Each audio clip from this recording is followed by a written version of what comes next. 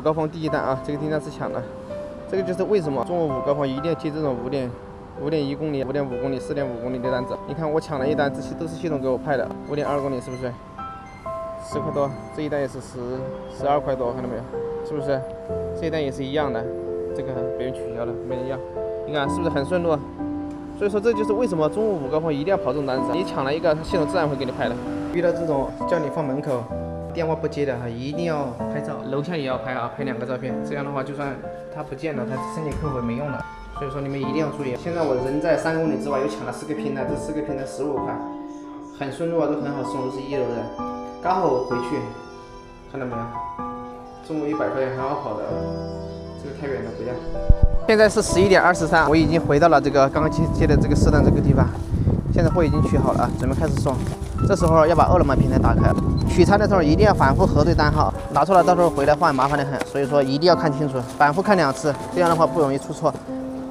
咱们这时候这4单货已经取好了，开始送。这4个单你自己要预算一下要多久，我的话最多10分钟把它送了。这时候要抢订单了，把饿了么打开，有订单时间长了直接抢，最好是4、5公里的单子，一定不要进单啊，因为进单时间太短了，咱们要抢远单时间长，都是40、50分钟。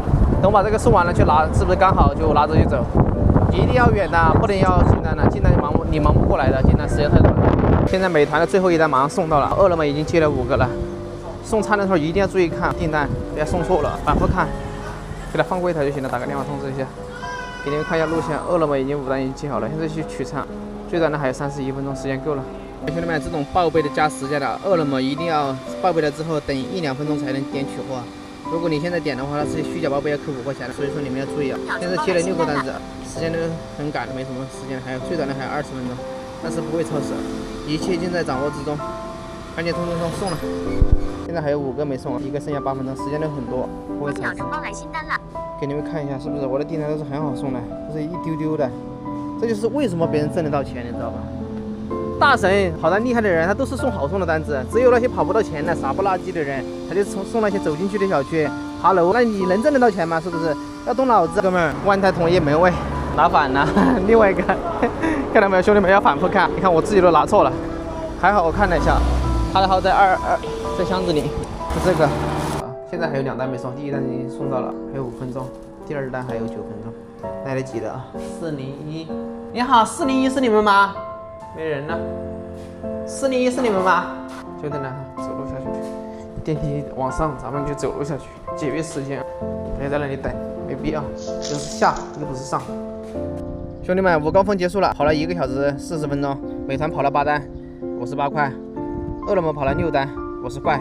很多人就会问，为什么我的单价都这么高？因为我送的都是远单，所以说我在视频中都强调你们一定要送这种4、5公里的单子。带你们看一下，这是我接的第1单，4.39。